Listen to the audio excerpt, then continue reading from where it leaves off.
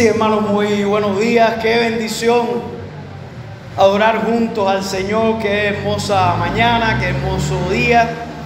Queremos agradecer a la iglesia también, a nombre de mis hermanos pastores, por el reconocimiento. Verdaderamente es un placer servirles. Damos gracias al Señor por esta iglesia. Como dice Hebreos, nosotros servimos a Dios con alegría.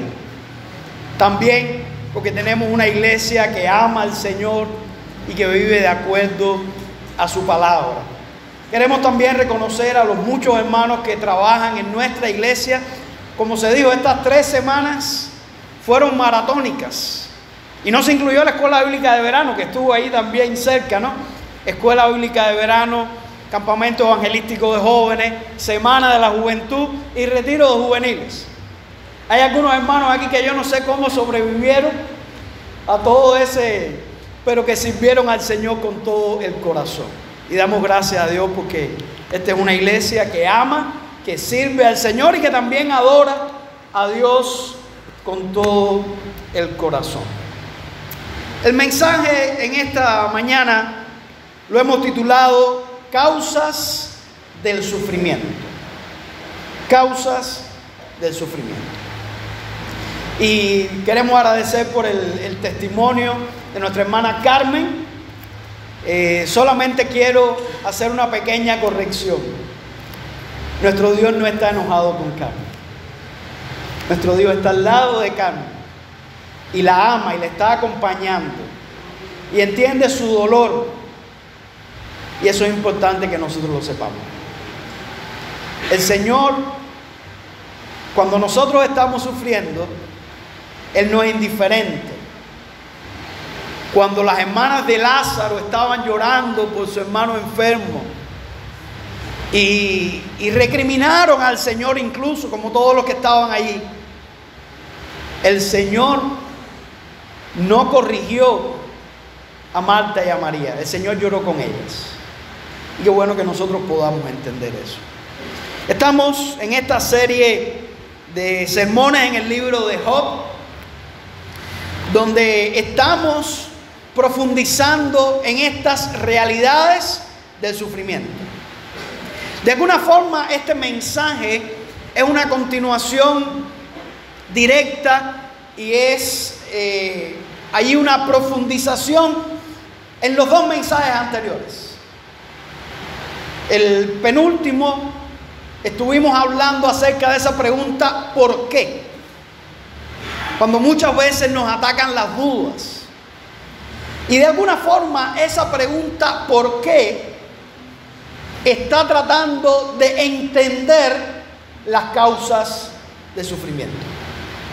También en el mensaje anterior hablamos de cómo aconsejar y de las cosas que debíamos tener en cuenta como consejeros. Y hubo algo que enunciamos pero que no desarrollamos porque dijimos que iba a ser para un mensaje posterior. Y es cómo nosotros a la hora de aconsejar debemos entender las múltiples causas del sufrimiento. Y eso es algo que debemos tener en cuenta para nosotros.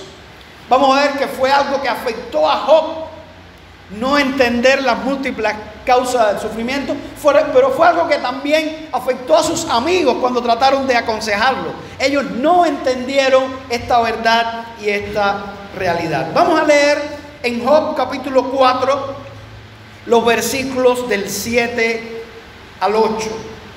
Estas fueron palabras de Elifaz, uno de los 4 amigos que estaba fungiendo como consejero. Job 4, 7 y 8. Dice así Elifaz, le dice a Job: recapacita ahora, ¿qué inocente se ha perdido? ¿Y en dónde han sido destruidos los rectos? Como yo he visto, los que harán iniquidad y siembran injuria, la ciegan. Vamos a orar. Padre, gracias por tu palabra. Gracias por las enseñanzas que encontramos en ella para nuestra vida. También de manera especial para los momentos difíciles, para los momentos de tribulación, de aflicción. Bendice este mensaje. Que tu Espíritu Santo pueda aplicar las verdades de tu palabra en la vida de cada uno de mis hermanos. Lo suplicamos en el nombre de Cristo. Amén. En este texto vemos que Elifaz le está diciendo a Job que recapacite y le hace una pregunta: ¿qué inocente se ha perdido y en dónde han sido destruidos los rectos? Era una palabra que le estaba diciendo a Job: tú tienes que haber pecado, tú tienes que haber hecho mal, porque no hay ningún recto, no hay ningún justo, no hay ningún inocente que sufra. Imagínense cómo cayó eso en el corazón de Job. Recuerden ustedes que parte de la pregunta que se hacía Job y del sufrimiento que tenía Job es precisamente porque él pensaba lo mismo que sus amigos. Las personas que sufren es porque hicieron algo malo. Y él se preguntaba y le decía: Señor, ¿qué fue lo que yo hice? Yo no sé qué fue lo que yo hice. Y era algo que lo afligía. Eso lo pensaba Job, lo pensaban sus amigos, pero lo han pensado muchas personas a lo largo de la historia. Aún en el Nuevo Testamento nos encontramos a los discípulos en el Evangelio de Juan capítulo 9, que dice que pasaron y vieron a un ciego de nacimiento. ¿Recuerdan la historia? Y le preguntaron al maestro: Señor, ¿quién pecó? ¿Este o sus padres? ¿Saben qué? Los discípulos también tenían el concepto que si una persona estaba sufriendo era porque había cometido un pecado. Y ahora se encuentran con un dilema. Ellos dicen: bueno, no pudo haber pecado este hombre antes de nacer, así que ¿por qué está sufriendo? La otra posible causa sería: los padres de ellos pecaron y por eso nació así. ¿Se dan cuenta cómo la pregunta está basada en un criterio que siempre el sufrimiento es el resultado de un pecado? Y vamos a ver que ninguna de las dos. Era un falso dilema lo que ellos estaban experimentando. Pero ¿saben por qué? Porque no tenían en cuenta la verdad de la que queremos hablar en este día, que queremos que quede bien arraigado en nuestros corazones, ya sea para nosotros o para aconsejar y ayudar a otros. El sufrimiento tiene múltiples causas y vamos a ver algunas de ellas, tal vez de las más importantes. En primer lugar, está el sufrimiento como castigo.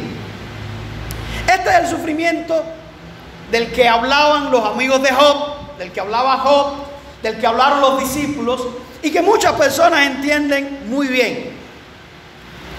Cuando alguien hace algo malo, entonces hay consecuencias. Por eso, en las palabras de Elifaz que leímos al principio, en Job 4, 7 y 8, había parte de verdad y una parte que no se ajustaba a la realidad. Ciertamente, el pecado, la maldad, es una causa de sufrimiento. En eso, Elifaz tenía razón. Pero donde estaba equivocado es que esa no es la única causa. La Biblia sí enseña que muchas veces las personas sufren como consecuencia de su pecado. Y hay un castigo de Dios por el pecado. Hay algunos que dicen: no, Dios no castiga. Dios es todo amor. Y yo no sé qué Biblia leen. Tienen un concepto que muchas veces está en el imaginario popular, que Dios es el viejito bueno que está sentado en el cielo con su barba larga y que no castiga a nadie. Es como el abuelito que nos malcría, que usted le puede dar galletas para aquí, galletas para allá y nunca va a hacer nada. Algunos entienden que Dios es así. Ese no es el Dios de la Biblia. La Biblia enseña que Dios es fuego consumidor y que horrenda cosa es caer en manos del Dios vivo. Eso no lo dice el Antiguo Testamento, eso lo dice el Nuevo Testamento en la carta a los Hebreos.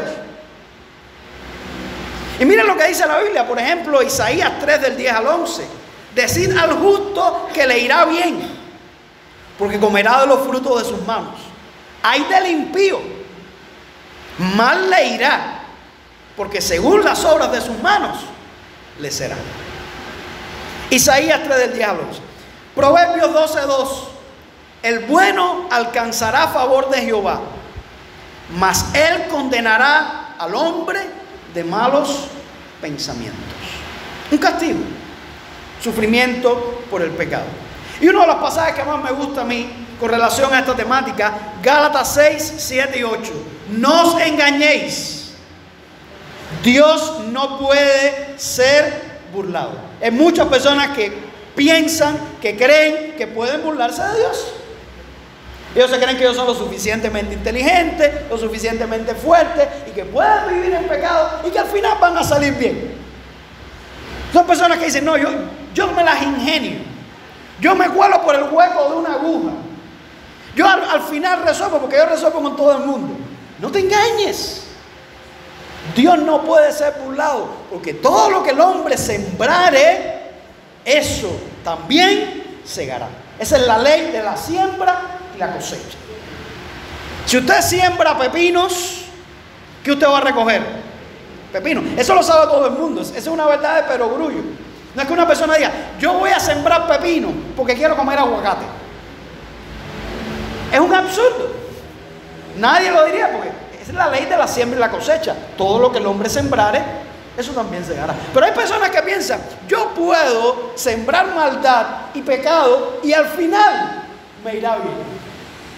Esa es una inconsistencia tan grande o mayor que pensando que si siembro un vegetal, un cultivo, voy a cosechar otro. Dice la Biblia, porque el que siembra para su carne, de la carne segará corrupción, mas el que siembra para el espíritu, del espíritu segará vida eterna. Esa es una ley. Entonces, ciertamente, algunas veces, muchas veces, sufrimos como consecuencia de nuestro pecado, de nuestra maldad. Es la doctrina de la retribución, que simplemente enseña que los malvados son castigados y los justos son recompensados. Eso encaja muy bien en el imaginario popular. Las personas entienden que es así. Sobre todo cuando el malvado es el otro. Cuando el malvado es el otro, siempre pensamos, Dios tiene que castigarlo. Ahora, cuando somos nosotros los que hicimos las cosas mal, queremos que cambien las reglas del juego. También tiene mucho que ver con la filosofía de las religiones. Usted seguramente ha escuchado ese concepto del karma, que hoy la gente habla mucho con la influencia de las religiones orientales. El karma, lo que usted hace mal, al final va a venir sobre su vida. Bueno, la Biblia enseña esa realidad. Es la causa de sufrimiento más fácil de ver y de entender, y es la que parece más justa. Una persona enferma de cáncer porque fuma. Entonces ahí encontramos la explicación. No es muy fácil verlo. Un individuo se convierte en un alcohólico porque bebe inveteradamente, con todas las dificultades asociadas. Vemos también en otros casos, ¿no?, de una persona que pierde todas sus posesiones porque juega compulsivamente. Hay una relación directa. O alguien que por ser promiscuo adquiere una enfermedad de transmisión sexual. Entonces es la consecuencia directa del pecado. Y ciertamente hay mucho sufrimiento por esta causa y es identificable. Eso es un hecho, pero no es la única causa. Y es lo que debemos tener en cuenta. Una segunda causa del sufrimiento es por el pecado de otros. Y miren, es importante entender que todos sufrimos por el pecado. Esa es una verdad. En eso Job y los amigos tienen razón. Pero algunas veces sufrimos por nuestro propio pecado y otras veces sufrimos por el pecado de alguien más. Es importante entender que en última instancia todos nosotros sufrimos por el pecado de Adán y Eva. El pecado de Adán y Eva en el jardín del Edén nos sumió a nosotros en un mundo de sufrimiento. Usted lo puede ver allí cuando Dios le dice a Adán y Eva: no coman de ese árbol, porque el día que coman de ese árbol van a morir. Y ese morir es un concepto que va más allá de la muerte física. Y cuando Adán y Eva pecaron, bueno, ahí entró la muerte física, entraron las enfermedades, entraron los problemas climatológicos, entraron los problemas de la tierra, y todo eso se puede ver en Génesis 3. Así que algunas veces sufrimos como consecuencia directa del pecado, otras veces como consecuencia indirecta, algunas veces por nuestro propio pecado o por el pecado de alguien más. Algunos se preguntan: ¿cómo pudo Dios crear un mundo como este donde hay tanto sufrimiento? Para algunos es incompatible que haya un Dios que es omnipotente y ese Dios que es omnibenevolente, que es un Dios amoroso, y entonces exista un mundo como este donde hay tanto sufrimiento. Algunos van más allá. Algunos niegan la existencia de Dios ante lo que se conoce como el problema filosófico del mal. Dice: es imposible que exista un Dios como el que enseña la Biblia, o como el que enseña, en el que creen los cristianos, que es un Dios todopoderoso y que es un Dios amoroso, porque hay mucho sufrimiento en este mundo. Algunos apologistas, filósofos cristianos, han respondido diciendo: este es el mejor de los mundos posibles. Y yo no estoy del todo de acuerdo con esa explicación. Este no es el mejor de los mundos posibles. El mejor de los mundos posibles es el que creó el Señor. Cuando creó a Adán y Eva, cuando creó el jardín del Edén, sin muerte, sin enfermedades, sin injusticia, sin maldad, sin asesinato, sin robo, sin sufrimiento. Ese era el mejor de los mundos posibles. Pero este mundo que nosotros estamos viviendo no es el mundo exactamente que Dios creó. Este es el mundo que nuestro pecado ha distorsionado. Y nosotros, en nuestro libre albedrío, cuando decidimos darle la espalda a Dios, hemos terminado viviendo en un mundo donde Dios no está ejerciendo todo su control benevolente y donde el Señor nos está dejando muchas veces a las consecuencias de nuestro pecado. Para entender este mundo que vivimos, para entender el sufrimiento, debemos reconocer esa realidad. Esa es la razón por la que tenemos que lidiar con enfermedades, muerte, injusticia, sequías, huracanes, terremotos. Son las consecuencias de un mundo caído. Es más fácil entender cuando estamos sufriendo por un pecado que nosotros cometimos. Es más difícil cuando es el pecado del otro. Y decimos: no es justo. Y es verdad, porque el pecado es injusticia. Es injusto sufrir de esa manera. ¿Es culpa de Dios? No. Dios no quiere el pecado. Dios les dijo a Adán y Eva que no pecaran. Dios le dice a todo ser humano, y está en su palabra, que no peque. Tristemente es el resultado de darle la espalda a Dios. Y por eso tenemos que enfrentar el poder destructivo del pecado. Y es una de las razones por la cual Dios aborrece el pecado y llama a la humanidad que se arrepienta de sus pecados. Sufrimos por un familiar violento y egoísta, por un borracho que provoca un accidente, por un político corrupto que malversa bienes públicos, por líderes egomaníacos que provocan guerras, por un ladrón que quiere apropiarse de aquello que has adquirido con tanto sacrificio, por un cónyuge que decidió ser infiel, por un hijo rebelde que no honra a su padre y a su madre. Esa es la realidad de vivir en este mundo. Y algo que debemos recordar los cristianos, cuando nos enfrentamos a todo eso, es que todavía no estamos en el cielo. Todavía estamos viviendo en un mundo que vive en rebeldía contra Dios. Cuando nosotros oramos la oración modelo, esa parte que dice: venga tu reino, Hágase tu voluntad como en el cielo, así también en la tierra. Si en la tierra se hiciera la voluntad de Dios como se hace en el cielo, la tierra sería el paraíso.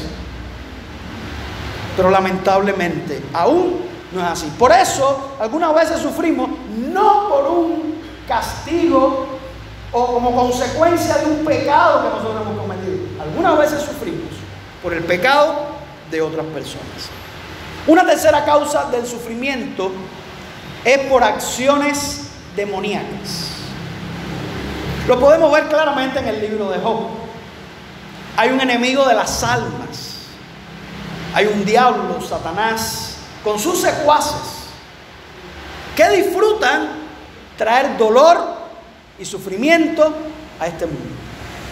Una de las descripciones de Satanás que encontramos en la Biblia aparece en Isaías 14, 17. Este es un pasaje que a mí me impresiona mucho. Dice que el diablo convirtió las ciudades en desiertos, asoló los pueblos y a sus presos nunca les abrió la cárcel. El diablo mete a muchas personas en las prisiones por medio del engaño, por medio del pecado, por medio de las adicciones. Y fíjense eso, dice la Biblia que el diablo a sus presos nunca les abrió la cárcel. El diablo no da amnistía. La única manera que una persona sale de la cárcel del diablo es que renuncie al diablo, se arrepienta de sus pecados, ponga su confianza en Cristo y Cristo te dé la libertad que solamente Dios da. Porque el diablo nunca le abre la puerta a sus prisioneros. Lo vemos en el libro de Job, como el diablo estaba deseoso de destruir a Job. Y la única razón por la que no lo hacía es porque Dios no se lo permitía. Dice también los evangelios que parte del sufrimiento que estaban teniendo algunas de aquellas personas a las que Jesús sanó era causado por la obra del diablo. Personas que tenían posesiones demoníacas, personas que estaban enfermos. Dice la Biblia directamente que estaban enfermos por causa de la acción del demonio y el Señor los liberó. Hay personas que en esta vida, por una razón u otra, abren la puerta de sus vidas al maligno. Y eso siempre te va a destruir. El diablo no tiene amigos. Pero hay algunas personas que sí, que le han creído la mentira al diablo y piensan que el diablo es su amigo, porque el diablo te ofrece cosas, te ofrece placeres, te ofrece posesiones temporales. Y hay gente que se piensa, oye, qué bueno es el diablo. El diablo no tiene amigos. Si te da algo, es para al final destruirte completamente. Es para esclavizarte. Cuando te tiene en su cárcel, no te va a dejar salir. Cuando el diablo llega a posesionar a una persona, que es, vamos a decir, el grado más extremo de la acción demoníaca sobre alguien, esa posesión permanente, esa persona es destruida. Porque esa es la acción que el diablo busca. Ciertamente, el diablo y sus demonios son responsables directos de mucho del sufrimiento que hay en este mundo. Debemos evitar dos extremos con relación a este aspecto. Como nos advierte el famoso pensador cristiano C.S. Lewis. Un extremo es pensar que todo tipo de sufrimiento viene del diablo, y algunos están en ese extremo. Esta es otra manera reduccionista de explicar el sufrimiento. El otro extremo es pensar que el diablo no es real, que hay otras causas de sufrimiento y que el diablo no está creando sufrimiento en este mundo. Ahora, la única razón por la que el diablo no te destruye más, y hablando específicamente de los cristianos, es porque el Señor no se lo permite. No porque Él no quiera, es porque si tú eres un hijo de Dios, tú estás protegido por el Señor. Y el diablo necesita permiso para tocarte. Entonces, podemos tener esa seguridad y esa confianza, pero aquellos que abren la puerta de su vida y de su corazón al diablo, por medio de religiones falsas, por medio de entregarse a pecados, a vicios, pues sufre también sus consecuencias. Una cuarta causa de sufrimiento es el sufrimiento pedagógico. ¿Qué significa eso? Es el sufrimiento que Dios envía o permite con el fin de bendecir a sus hijos. Y algunas veces nos parece, pero ¿cómo es esto posible? Dios enviando sufrimiento a sus hijos. Dios permitiendo sufrimiento para sus hijos. Miren lo que dice Hebreos 12, del 5 al 11. Pasaje muy importante. Hebreos 12, del 5 al 11. Y habéis ya olvidado la exhortación que como a hijos se os dirige diciendo: Hijo mío, no menosprecies la disciplina del Señor, ni desmayes cuando eres reprendido por Él. Porque el Señor al que ama, disciplina y azota a todo el que recibe por hijo. Hay veces que el sufrimiento es un castigo de Dios, pero ese castigo es para aquellos que no son hijos de Dios. Para los hijos de Dios hay un sufrimiento que viene y se llama disciplina. Y dice que Dios al que ama, disciplina. Y al que recibe por hijo, lo azota. Si soportáis la disciplina, Dios os trata como a hijos. Porque ¿qué hijo es aquel a quien el Padre no disciplina? Al que el Padre no disciplina no es un hijo, es un bastardo. Usted no sale disciplinando a todos los muchachos malcriados que hay en la calle. Usted se siente mal con ellos. Usted quisiera darle un cocotazo algunas veces, pero no es su hijo. Algunas veces uno simplemente lo deja, ¿no? Y le duele en el corazón, pero yo no puedo hacer nada, no es mío. Lo dejo que haga Pero el padre no. El padre, cuando se da cuenta de que su hijo está en un camino equivocado, tiene que disciplinarlo. Porque si usted no lo disciplina, usted no ama a su hijo. Sigue diciendo el texto. Por otra parte, tuvimos a nuestros padres terrenales que nos disciplinaban y los veneraban. Bueno, eso era en otro tiempo, ¿no? Estamos viviendo un tiempo que muchas veces los padres no quieren disciplinar a los hijos. Y es una de las causas por las que hay tanto problema también. ¿Por qué no obedeceremos mucho mejor al Padre de los Espíritus y viviremos? Y aquellos ciertamente por pocos días nos disciplinaban, como a ellos les parecía. Pero para lo que nos es provechoso, para que participemos de su santidad. Interesante lo que dice aquí la Biblia. Algunas veces los padres disciplinan de acuerdo a lo que a ellos les parece. Y muchas veces los padres nos equivocamos a la hora de disciplinar. Pero Dios siempre nos disciplina de una manera precisa, exacta, lo que necesitamos. Y termina diciendo el autor de Hebreos: es verdad que ninguna disciplina presente parece causa de gozo, sino de tristeza, pero después da fruto apacible de justicia a los que en ella son ejercitados. A ningún niño le gusta la disciplina. Pero ¿cuántos que fuimos disciplinados de una manera correcta por nuestros padres, le agradecemos a nuestros padres hoy por esa disciplina? Porque nos enseñó. En el momento no nos gustó. Asimismo, cuando el cristiano está siendo disciplinado, en el momento no te gusta, pero después le das gracias al Señor. Esa es la diferencia entre el castigo punitivo y la disciplina correctiva. El propósito de la disciplina no es infligir dolor, sino enmendar la conducta, cambiar las actitudes. El propósito es enseñarnos algo, formar nuestro carácter, fortalecernos. Así que es una bendición cuando el Señor no nos deja tener éxito en nuestro pecado. Es una bendición enorme. Cuando usted va a pecar y ahí mismo el Señor te disciplina, te da la corrección y uno eso es una bendición. La mayor bendición que tiene una persona que va a jugar, que va a un casino. Recuerdo la primera vez que me llevaron, o la única vez que me entraron a un casino por la noche ahí en los Estados Unidos. Y alguien pensó que era algo que me iba... Bueno, fue una experiencia interesante. Ver ahí aquellos lugares y la gente, el humo por todas partes, y la gente que parecían zombies, tomando y jugando aquellas máquinas. Y decía, qué cosa tan terrible. La persona que iba conmigo, que no es cristiana, me dijo, ¿quieres que te ponga 20 pesos para jugar? Yo me pensaba, bueno, él se aprovechó y jugó con los 20 pesos que yo no quise, ¿no? Pero lo mejor que le puede pasar a una persona que vaya a un casino es que pierda su dinero. Porque si usted va y usted gana, ¡ay, qué fácil es esto!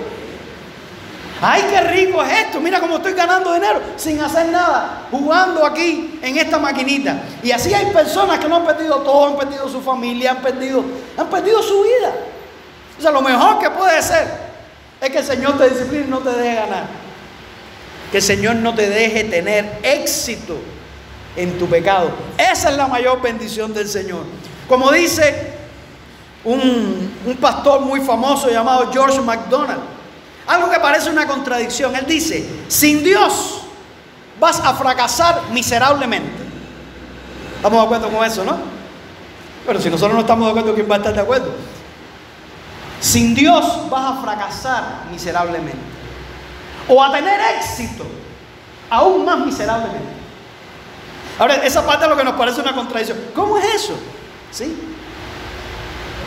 Sin Dios usted va a fracasar, le va a ir mal. O puede ser que le vaya bien temporalmente y eso va a ser peor. Hay momentos que parte del castigo de Dios es dejarte. Hay un momento en que Dios entrega a las personas en su rebeldía, como lo dice en el libro de Romanos, que algunos el Señor los entregó a sus vicios, a sus pecados. El Señor te deja. Y te parece que sí, que tú tienes control, que la vida te va bien, que tú no necesitas a Dios. Y eso te hace más miserable aún. Entonces, lo mejor que nos puede pasar, la mayor bendición, incluso sería una causa de oración: Señor, corrígeme. Señor, si tú ves que yo ando, dame chuchazo. No me dejes tener éxito en mi pecado. Que yo pueda entender lo destructivo que es la gran necesidad que tengo de ti. La aflicción puede tener el propósito de acercarnos más a Dios. Y aquí lo vemos en el caso de Pablo. Segunda a los Corintios 12, del 7 al 10. Esto también fue una aflicción pedagógica.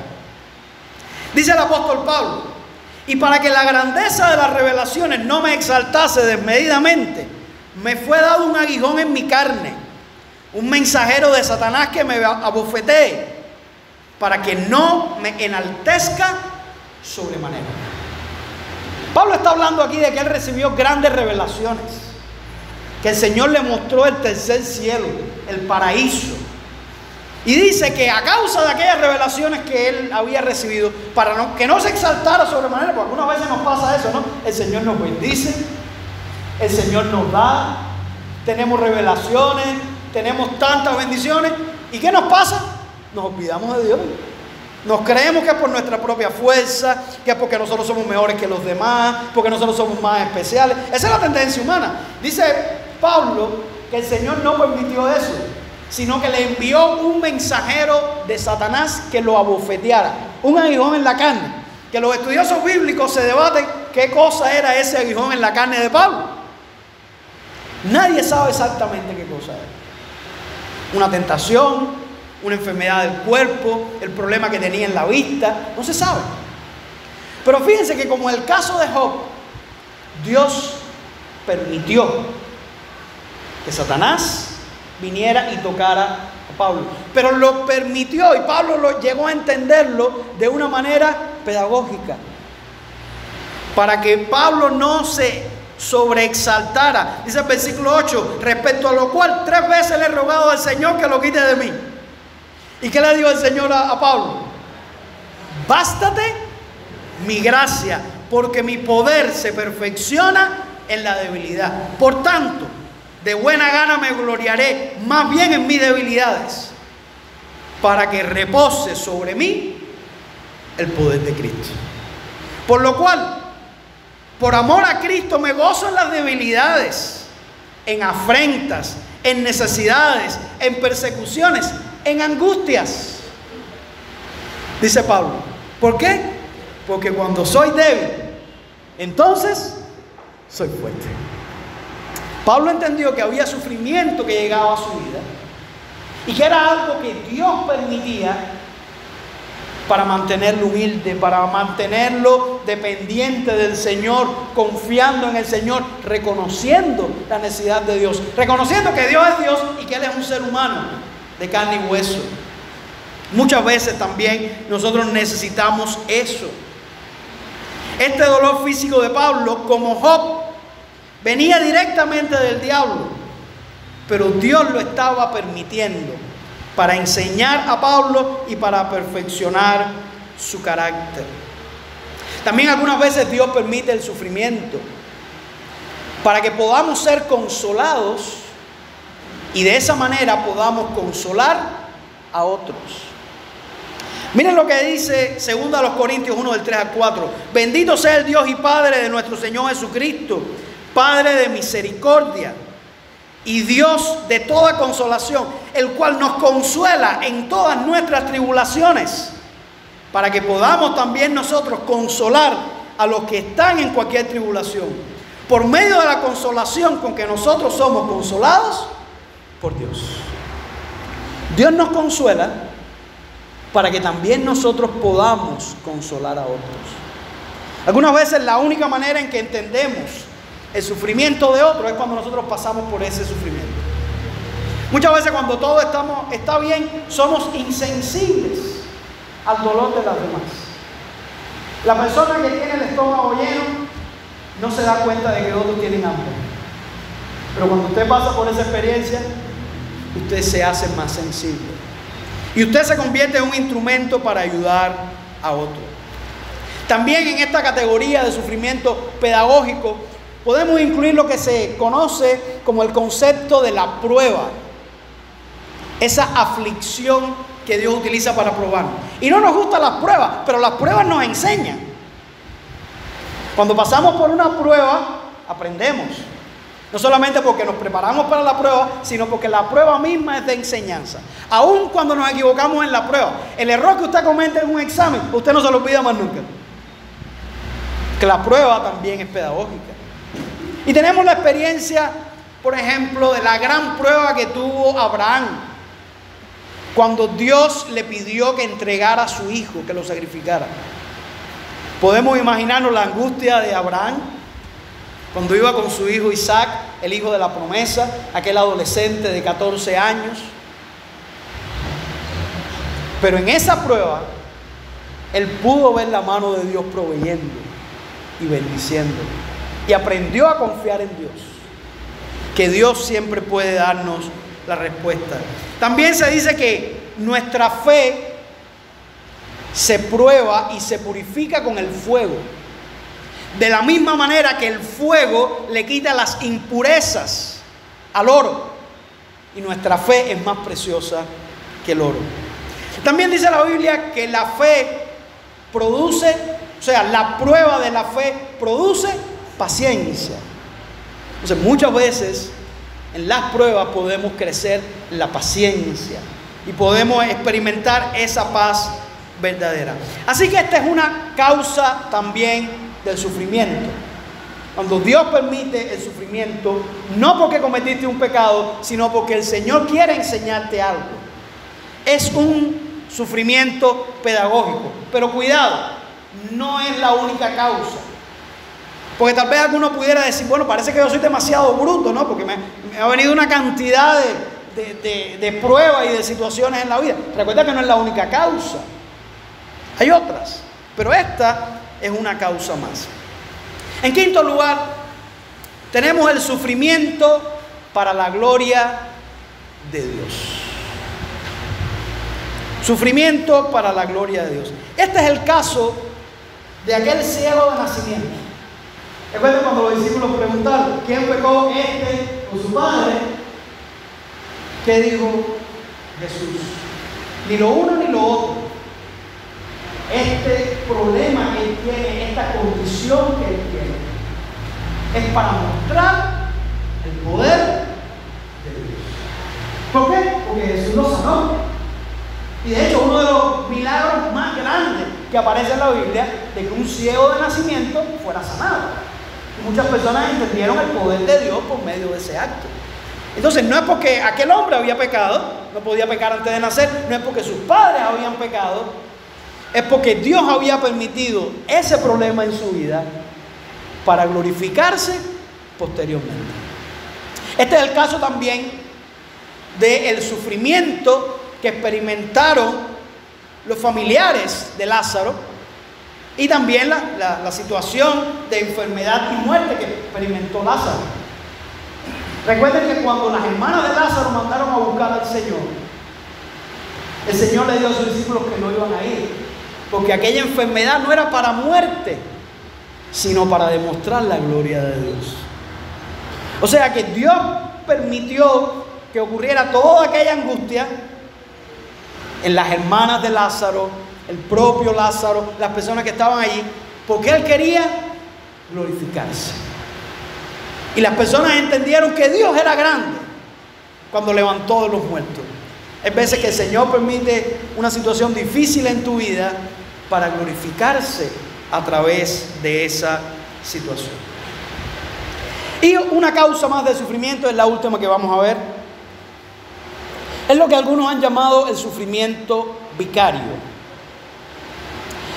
El sufrimiento vicario significa en lugar de otra persona.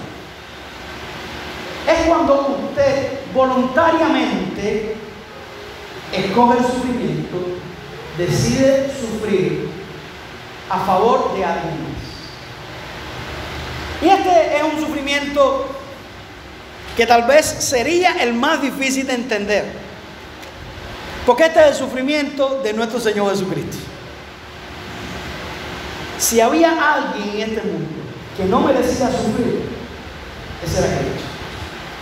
Esas personas que les gusta criticar, que les gusta cuestionar, que les gusta encontrar inconsistencia, aquí tendrían una tarea importante. ¿Por qué Jesucristo sufrió? Y contradictoriamente a esas personas no les da ni frío ni calor, pues no les interesa el sufrimiento de Cristo, que es la verdad más importante que hay en este mundo. Cristo no tenía que sufrir, pues todos nosotros somos pecadores. Todos nosotros nos descarriamos como ovejas, cada cual se apartó por su camino. No es solamente el pecado de Adán y Eva, sí, ese nos toca también, pero nosotros también hemos pecado, nosotros también hemos añadido dolor y sufrimiento a este mundo de alguna manera. Pero Cristo es el único completamente inocente, perfectamente santo, que solamente vino a bendecir, a sanar, a alimentar a los hambrientos, a enseñar la palabra de Dios, y terminó crucificado, terminó en la cruz del Calvario, sufriendo el mayor sufrimiento, porque no solamente fue el dolor físico, recuerden, sobre él Dios cargó el peso del pecado de toda la humanidad.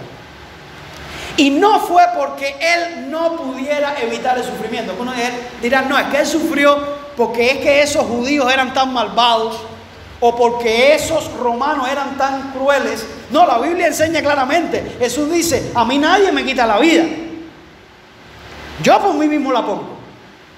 Tengo poder para ponerla y tengo poder para volverla a tomar. Cristo sufrió, y sufrió por nosotros. Sufrió porque Él escogió sufrir. Asimismo, hay veces que el cristiano o una persona escoge sufrir cuando no tiene que hacerlo por amor a otros, y sufre el agravio. Cuando un misionero va a un lugar difícil a predicar el evangelio y pasa privaciones, es un sufrimiento vicario. No es porque tiene que hacerlo, es porque ha escogido hacerlo. Así que estas son algunas de las causas más importantes del sufrimiento. Algunas veces hay causas que se combinan, como el caso de Job. Estaba la acción del diablo, pero estaba también Dios permitiendo como un sufrimiento pedagógico para que Job llegara a conocerlo como nunca antes. Y ese es el final del libro de Job, cuando Job llega a decir, de oídas te había oído, mas ahora mis ojos te ven. O como las plagas de Egipto.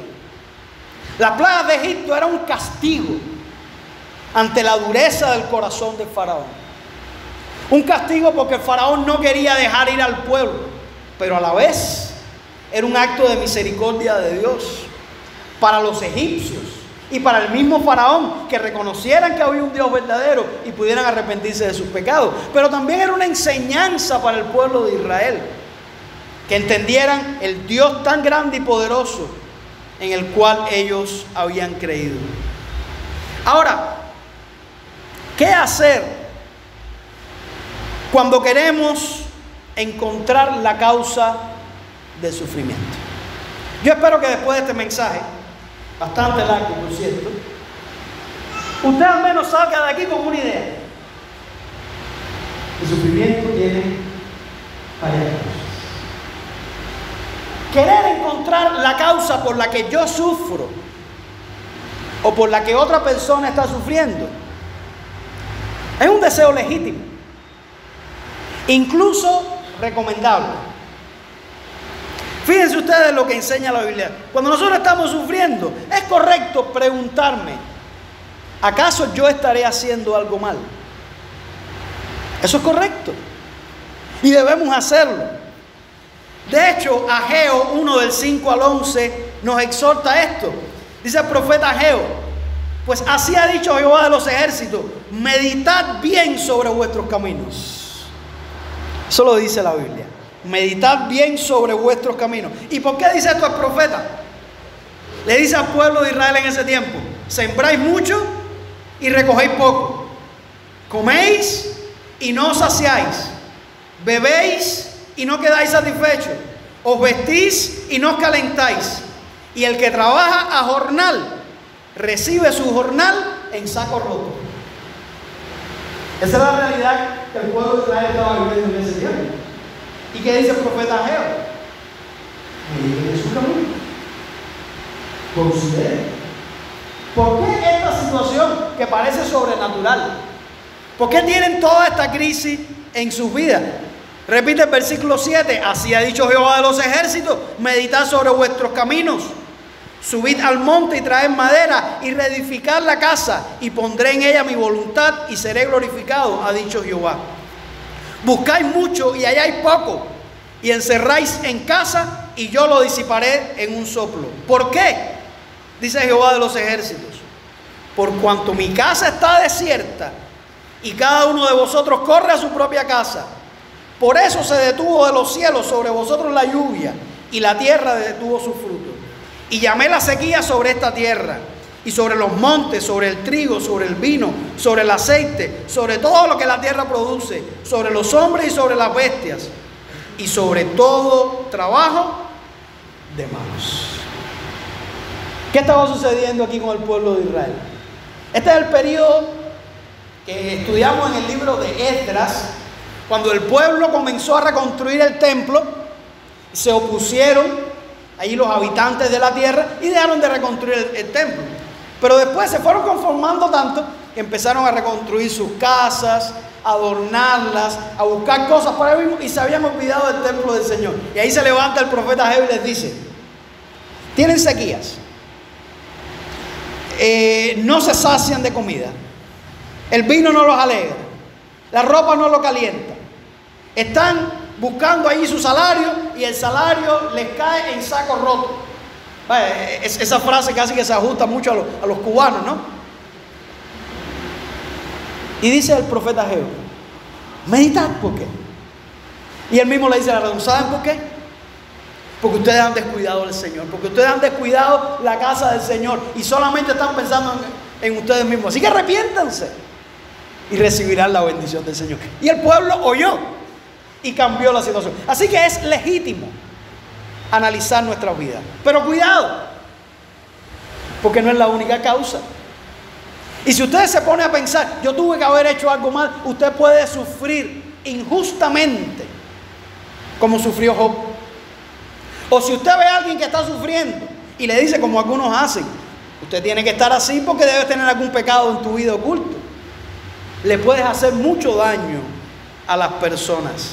Ahora, si descubres que en tu vida hay algo mal, siempre puedes tomar eso como una oportunidad para arrepentirte, para confesar tu pecado, para volverte al Señor.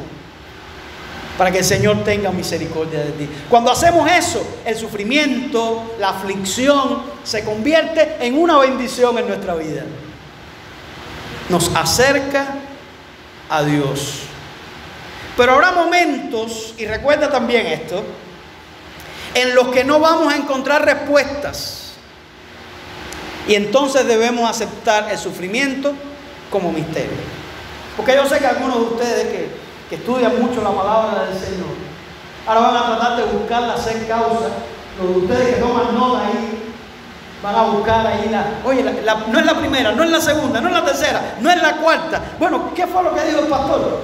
¿Qué significa el sufrimiento pedagógico? Y sí, eso está bien hacerlo, pero va a llegar el momento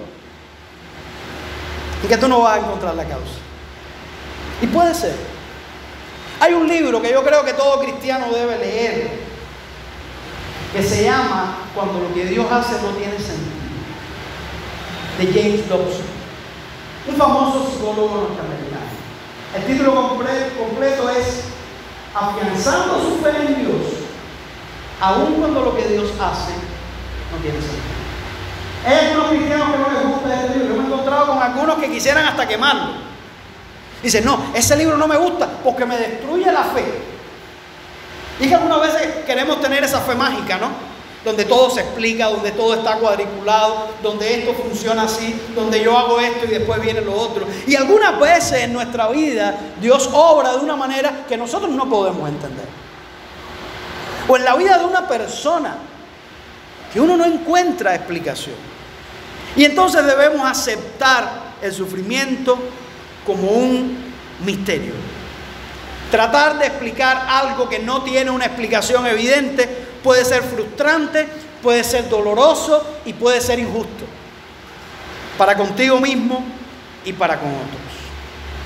Algunos han utilizado la analogía del tapiz. Se cuenta de una persona que estaba viendo en esos países donde hacen esos tapices preciosos. La persona estaba conformando el tapiz con todos aquellos hilos de colores y lo veía por atrás y no tenía ningún sentido aquellos hilos con colores, no tenían ninguna estructura, hilos sueltos, había nudos. Y decía, ¿por qué? ¿Por qué tanto trabajo para algo tan feo? Y que estaba haciendo el tapiz le dijo, dale. Y cuando lo vio por el otro lugar, estaba el cuadro bellísimo. El problema con nosotros es que muchas veces estamos mirando nuestra vida, nuestro tapiz, del lado equivocado, de este lado del mundo. No lo podemos ver. Algunas veces tenemos que mirar nuestro tapiz del lado del Señor y ver la obra que Dios está haciendo. Si eres cristiano, debemos recordar lo que dice Romanos 8:22. A los que aman a Dios, todas las cosas son para bien. Si usted ama a Dios, hay un dicho popular que dice, lo que sucede conviene. Y algunos piensan que es una aplicación universal, que todo lo que pasa le conviene a todo el mundo. Eso no es lo que enseña la Biblia. La Biblia enseña que los que aman a Dios, todas las cosas. Y ese todas las cosas incluye la aflicción, el sufrimiento, la prueba, la tribulación, las cosas que no puedes entender. Dios no va a permitir que algo venga a tu vida que no sea para tu bien. Dios no va a permitir que el diablo toque tu vida si al final no es para tu bien. Si tú eres un hijo de Dios, si tú amas a Dios, tu vida está en las manos del Señor. Y por fe, aun cuando no entendamos, aun cuando no sepamos la causa por la cual estoy pasando por este momento difícil, yo debo creer que Dios está en control y que Dios está obrando en mi vida y que al final todo va a salir bien. Esos pasajes que hablan de la bendición del justo y de la condenación del impío tienen una vigencia absoluta. Lo que muchas veces no entendemos esos pasajes porque no nos damos cuenta de que en el proceso algunas veces el justo sufre y en el proceso a algunos impíos y malvados les va bien, pero al final El camino del impío, del que abandona a Dios, es un camino de destrucción. Y el camino que ama a Dios, de la persona que ama a Dios y que vive en su voluntad, es de bendición. Esa es la seguridad que nosotros podemos tener. Lo que dice también Romanos 8:18. Así como recordamos Romanos 8:28, tenemos que recordar el versículo 18. Que las aflicciones del tiempo presente. En este mundo tenemos aflicción, pero las aflicciones del tiempo presente no son comparables con la gloria venidera que en nosotros ha de manifestarse. Cuando tenemos sufrimiento en este mundo, solamente es un recordatorio de que todavía estamos en la tierra. Todavía no estamos en el cielo, pero un día vamos a estar en el cielo. Y no habrá más sufrimiento, más lágrimas, ni más dolor. Y quiero terminar este mensaje también con un llamado a aquellos que aún no han entregado su vida a Jesucristo. Aquellos que no aman a Dios, todavía no se han arrepentido de sus pecados, no han vuelto su corazón al Señor. Tu problema más grande no es el sufrimiento que puedas tener en este mundo.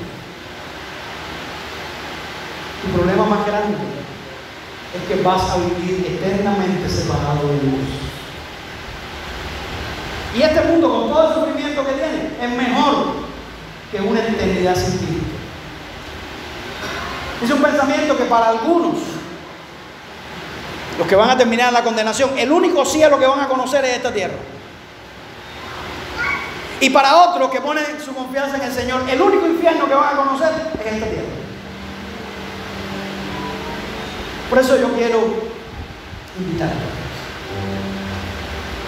invitarte a que medites en tus caminos, como dice el profeta Jesús. ¿Acaso ese vacío espiritual? ¿Acaso ese esfuerzo constante que tienes que resulta en vano? Puede ser la oportunidad de que tú pongas tu confianza en Dios y que busques primeramente el reino de Dios y su justicia. Incluso si en tu vida todo va bien, necesitas reconocer que sin Dios no eres nada. Sin Dios no tienes nada. Pon tu confianza en Jesucristo. La única solución definitiva al sufrimiento y a las tragedias de este mundo es Jesucristo. Si aún no lo has hecho, yo quiero invitarte que tú entregues tu corazón a Él. Que tú pongas tu confianza en Jesucristo. Que puedas tener una eternidad segura de bendición. Habrá alguien que quiera entregar su vida al Señor. Puede levantar su mano. Dios le bendiga a usted. ¿Alguien más? Dios les bendiga a ustedes ahí. Gloria a Dios. Alguien más que quiere entregar su vida a Jesucristo. Aquel que dio su vida en la cruz, en ese sufrimiento vicario, para que tú no tengas que sufrir las consecuencias de tu pecado. Lo único que tienes que hacer es arrepentirte y poner tu confianza en Él. ¿Habrá alguien más que quiere entregar su vida a Cristo? No pierdas la oportunidad de hacerlo. Vamos a orar. Padre, gracias por tu palabra. Gracias porque Cristo vino a este mundo no para condenar al mundo, sino para que el mundo sea salvo por Él.